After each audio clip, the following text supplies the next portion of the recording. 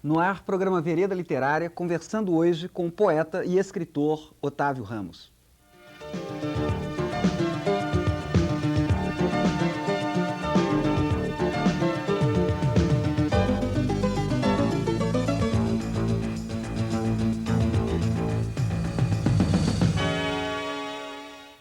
Otávio Ramos nasceu em Ouro Preto, Minas Gerais.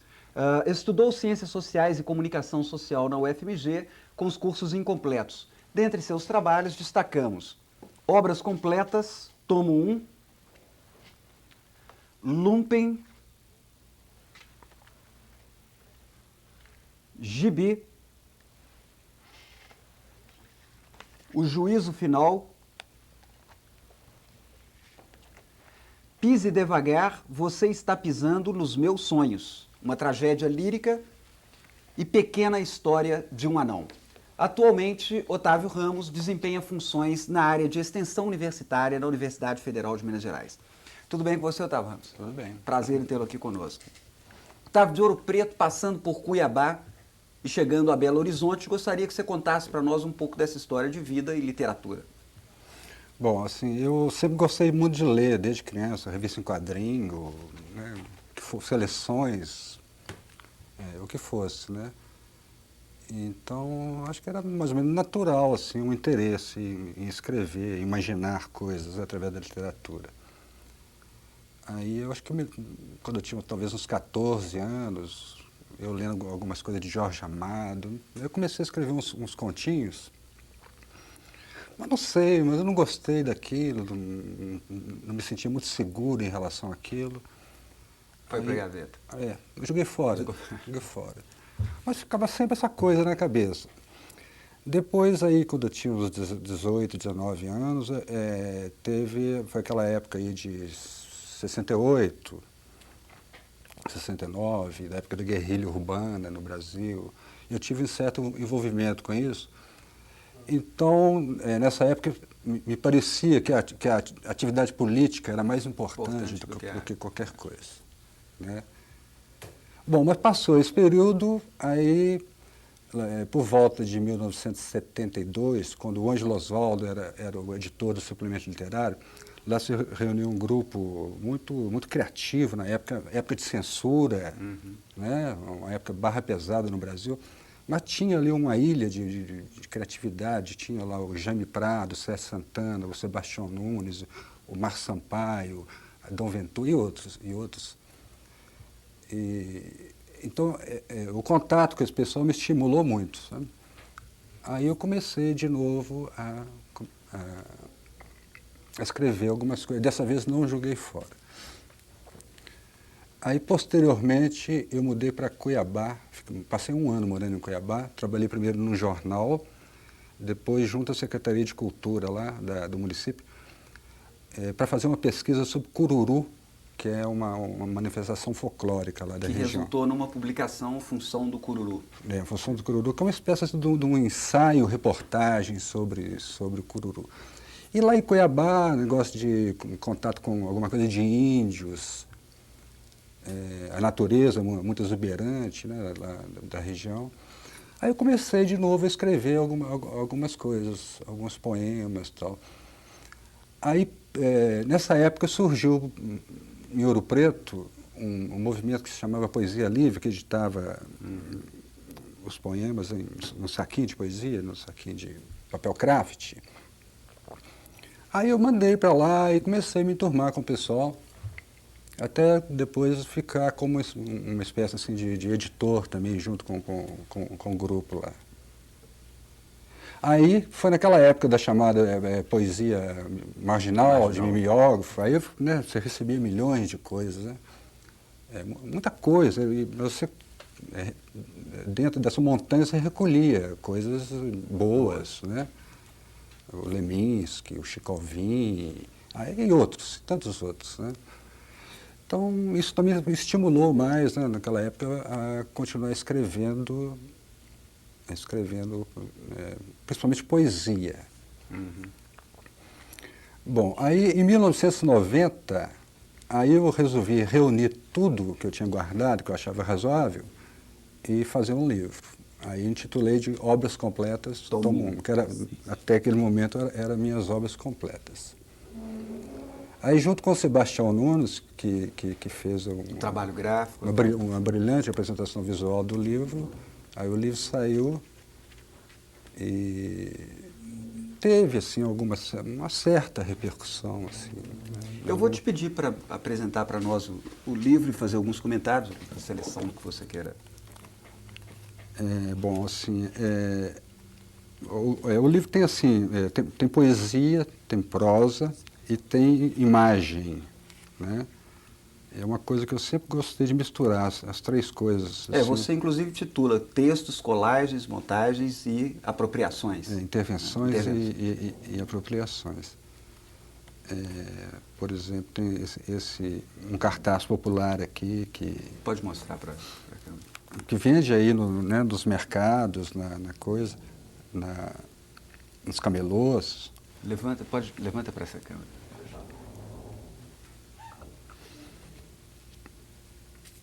E o Sebastião Nunes é que deu a... Ele deu um corpo, né, assim, um corpo gráfico, né, para o livro. Inclusive o formato, o livro eu acho um livro bonitinho, eu gosto dele. Bom, enfim, tem um pouco de política, humor, amor,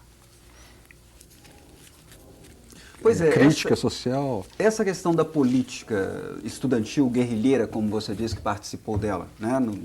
Isso, inclusive, você teve um processo de acordo com pelo decreto 477 que te impediu de estudar. Durante 3 anos, Como é que isso vai para a sua literatura? Porque, de certa forma, todas as suas obras posteriores trazem um pouco disso, né? Não, acho que sim. Assim, a política, né, é uma coisa que está muito marcada, assim, né, não sei, né, acho que na vida de todo mundo, acho que tudo que se faz, de certa forma, é político, né? Mas aí, no caso tem um poema aqui que eu fiz, assim, que chama Ode à Guerrilha, que eu acho que é um reflexo disso, sabe? Mas, assim, acho que é um reflexo, assim, como outras coisas também são, sabe?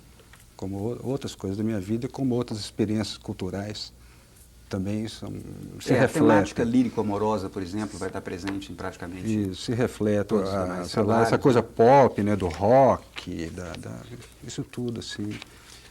O trabalho Lumpen, né, é um trabalho que, desde o título, ele já reflete essa opção pela discussão do político, e você seleciona como epígrafe exatamente um texto de Karl Marx e Engels, que é o lumpenproletariado, esse produto passivo da putrefação das camadas mais baixas da velha sociedade, pode, às vezes, ser arrastado ao movimento por uma revolução proletária. Todavia, suas condições de vida o predispõem mais a vender-se à reação. E você gera, então, um trabalho de prosa, né? Foge à poesia, já faz uma incursão pela prosa, refletindo exatamente isso. Inclusive, o nome das personagens principais são nomes russos, né? Eu gostaria que você comentasse para nós esse segundo trabalho seu.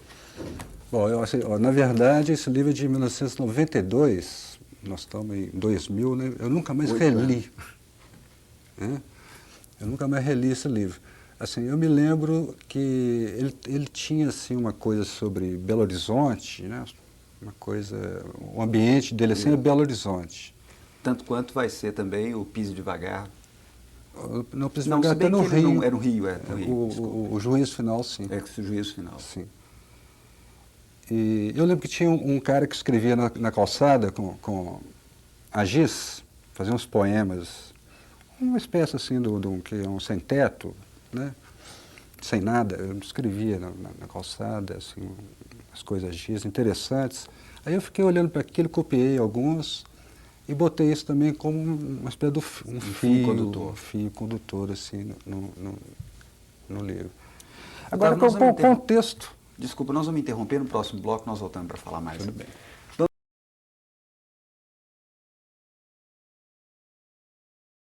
Otávio, antes de voltarmos a falar de Lumpen, nós vamos ouvir um depoimento do poeta e jornalista Fabrício Marques a respeito do seu trabalho. Olha, logo quando me mudei para Belo Horizonte há 7 anos, o primeiro poeta que eu conheci aqui foi Otávio Ramos. E ao conhecer o Otávio, fui conhecer também seu livro Obras Completas, tomo 1, que é um livro de poemas e que é um livro que me marcou muito, eu achei muito criativo, muito interessante. E nesses 7 anos, né, que vem se seguindo, fui conhecendo, tomando contato com todos os livros que o Otávio vem publicando. E entre todos, o Lumpen, o Juízo Final, até para criança, A Pequena História de um Anão, todos livros muito criativos, o Gibi, que é de poemas, mas eu gostaria de destacar rapidamente 2 livros que eu acho fundamentais na obra do Otávio, que é o primeiro, Obras Completas, tomo 1, e esse mais recente, Pise Devagar, você está pisando nos meus sonhos. E a gente pode ver que esses 2 livros têm características até semelhantes que apontam, colocam o Otávio como um dos autores mais importantes contemporâneos. Né?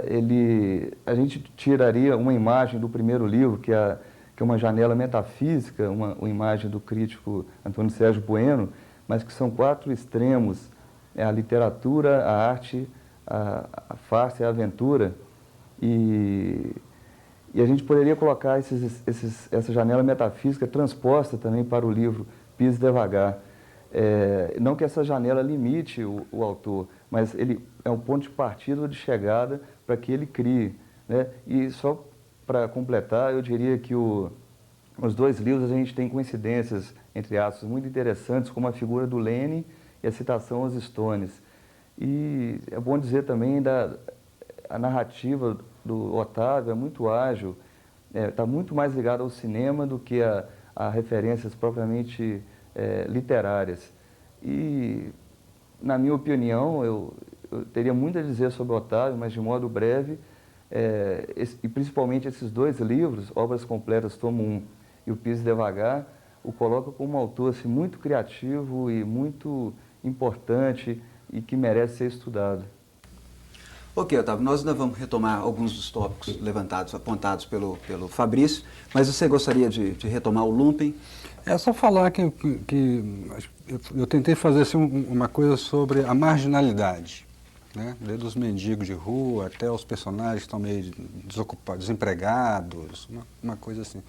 E eu me lembro que foi o livro assim, que eu mais fiquei, de todos que eu escrevi, que eu mais ficava assim, atento, assim, Observador. 24 horas por dia ligado nele assim mesmo, sabe?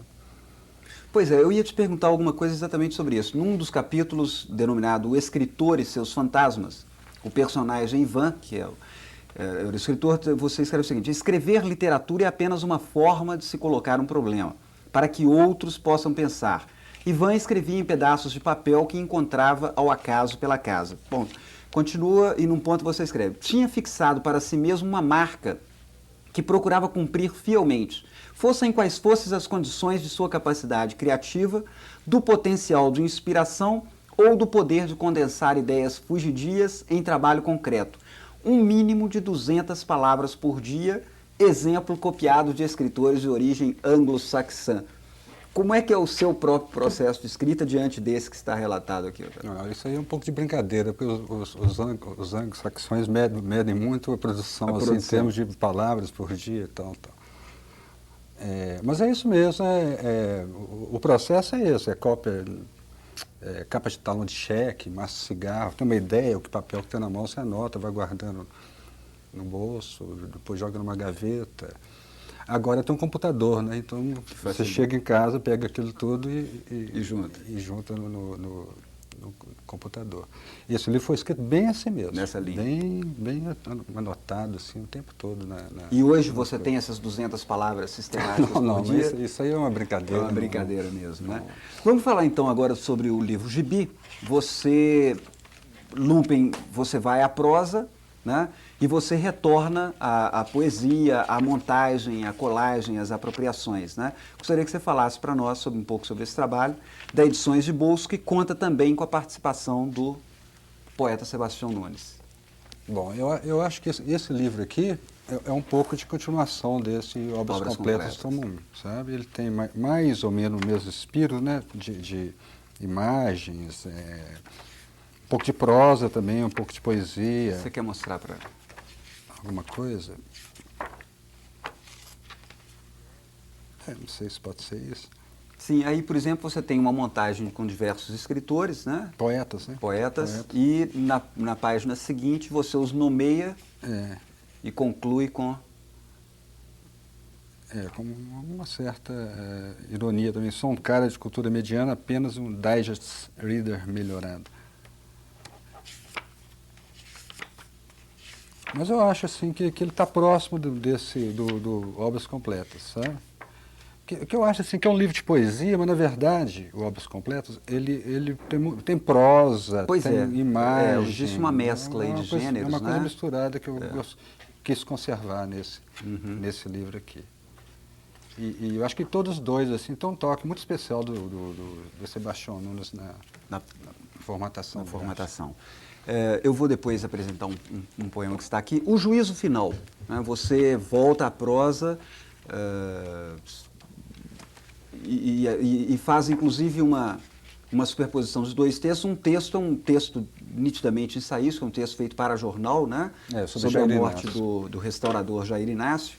Gostaria que você falasse para nós também sobre esse trabalho.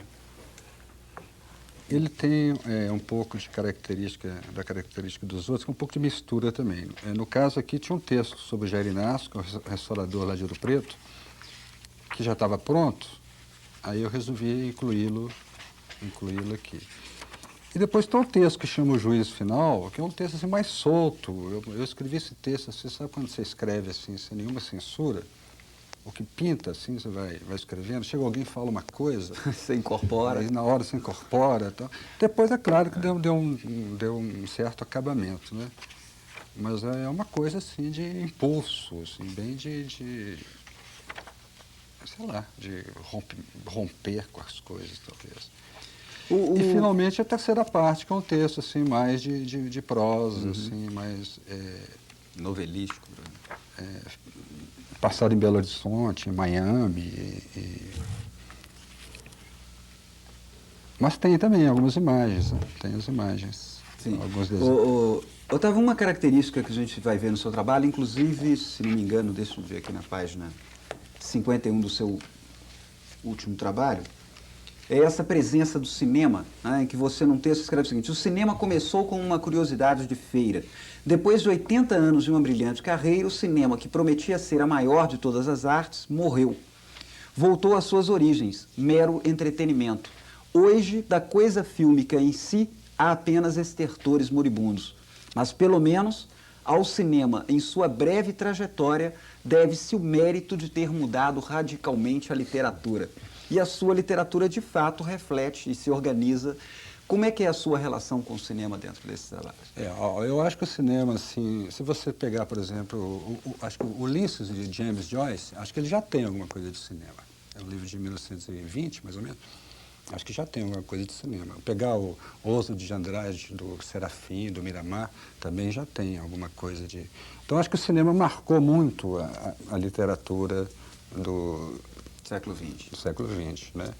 Porque não tinha sentido mais você ficar escrevendo como, sei lá, Machado de Assis, André Gide, ou quem fosse. Então, acho que marcou muito a literatura do... Agora, na verdade, eu não sei se o cinema acabou, mas claro. E você é um frequentador assíduo do cinema? Eu geralmente só vejo essas raridades, assim, ou na televisão, ou quando passa alguns filmes mais... que tem mais significação, assim, na história do cinema. Porque eu acho que a produção comercial, assim, mundial de cinema hoje, assim, acho que 98% é completamente descartável. Lixo cultural. Lixo. Coisa que não acontece nas outras artes. Na literatura, no teatro, na música, não acontece isso, essa proporção gigantesca. Ok, Otávio, nós vamos interromper agora, no próximo bloco a gente volta.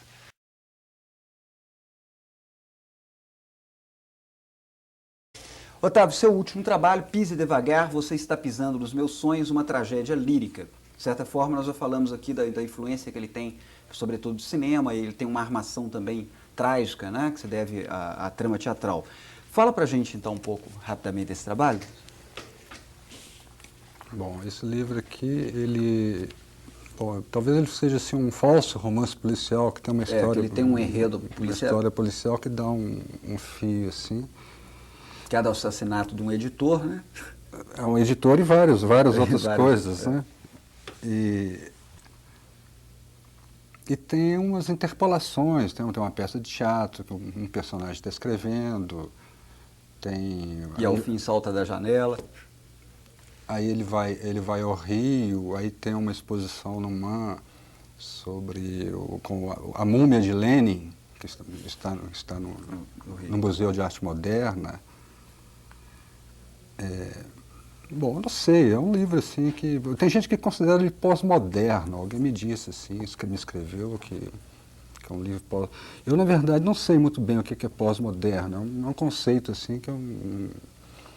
Pois é, dentro da literatura brasileira contemporânea, com que obras e autores você tem uma identidade mais Talvez, assim, acentuada? ó, eu destacaria, acho que tem três grupos, né, que estão fazendo algum trabalho que parece parecido, que parece assim, um pouco com o meu. É o pessoal da revista Medusa, de Curitiba, o pessoal da editora Ciência do Acidente de São Paulo e o Edições do Bolso, de Sabará. São três núcleos assim, bem interessantes que estão pintando no Brasil atualmente. E assim, especificamente, talvez assim, o André Santana e o Nelson de Oliveira tenham um certo parentesco, assim, apesar de ser bem diferente, talvez tenha um certo parentesco, porque talvez seja uma prosa que diga que é prosa. Uhum. Ela não se refere só a uma realidade exterior, ela se refere a si mesma também. A autorreferencialidade. Né? Então, uma prosa que diz para o leitor que ele está lendo prosa. Talvez seja isso. A característica dele. Otávio, a minha última pergunta para você é relativa me presta, por favor, o livro. O Sebastião Nunes faz um comentário aqui ao final, dizendo da importância, na percepção dele, do seu livro Obras Completas, nessa última década da poesia na literatura brasileira. E ele fala exatamente de como esse seu trabalho passa despercebido, né, e, sobretudo, sem discussão pela televisão, no universo acadêmico, tudo isso. Essas são as considerações do senhor Nunes. Como é que está a recepção do seu trabalho, de maneira geral? Qual o feedback, qual a resposta que você tem tido? Olha, meus livros, assim, eles têm, em média, 300 leitores cada um. Né? Eu faço um lançamento aqui em Belo Horizonte, com 50, 70 pessoas. Depois, com o tempo, eu vou mandando para outros escritores, artistas, intelectuais. Né? Então dá mais ou menos assim umas 300, o meu universo de leitores é de 300 pessoas. Agora eu sinto falta assim de uma porque vem muito assim, muita coisa adjetiva, né? Assim fala, legal, interessante, original. Mais de estudo. Acho que falta uma coisa mais objetivos. substantiva, assim, sabe? Eu estou lendo agora, por exemplo, o livro do Afonso Ávila, Catas de Aluvião, que ele publica lá algumas críticas que ele fez no final da década de 50, princípio da década de 60, para o Estadão de São Paulo, sobre livros de autores mineiros. Né? Uma crítica assim, bem percussiente, assim, bem... e que acompanha a obra, é como se ele estivesse quase perto do escritor. Ok, vamos torcer para que isso aconteça, né? E sistematicamente, evidentemente, com toda a literatura brasileira, que é merecedora, sem dúvida, desse estudo mais percussiente. Infelizmente, nosso tempo está acabando. Vou apenas dizer que tem ainda o livro Pequena História de um Anão, né, também da editora RHJ, destinado ao público infanto-juvenil. Fica aqui um convite para ele. A última pergunta do programa, quem vai fazer para você é o Fabrício Marques. Otávio, você ultimamente tem escrito mais narrativas ou ficções, como você definiu o Juízo Final, e eu tinha curiosidade de saber se você pensa em voltar a escrever, a publicar um livro de poemas, como Obras Completas ou o Gibi. Na verdade, não, porque eu acho que o que eu fiz de poesia foi sempre um exercício de contenção, assim, de síntese, para poder levar para a prosa depois. Sabe? Eu acho que Bom, pode ser, né? Que daqui a, sei lá, 20 anos, não sei, mas no momento eu estou interessado em escrever prosa. Ok, Otávio Ramos, Vereda Literária, agradece a sua entrevista e desejo ainda mais sucesso para o seu trabalho. Obrigado. Muito obrigado. Recebemos na produção do programa Vereda Literária os livros Mônica Sartori, em depoimento da Circuito Atelier, Os Dias Anônimos, de Leda Maria Martins, das 7 Letras, e Olhos para o Mundo, de Maria de Lourdes Reis, da Armazém de Ideias, BR. Para encerrar, um pequeno convite à obra literária de Otávio Ramos. Yang, minha música se mostra, avança, serena feito vaca mansa. Este som, rock and roll, estandarte que tremula ao sol, este som, escarlate, pedra que brilha, que late, mas é só uma canção para aquecer seu coração. Já conheço essa minha guitarra, arma, bomba, cimitarra. Me conheço sem eira nem beira, poesia, última trincheira. Minha música, cor quente, eu quero é pratear sua mente. Novamente, eu quero é pratear sua mente. Contamos com você aqui no nosso próximo programa. Boa leitura e muito obrigado.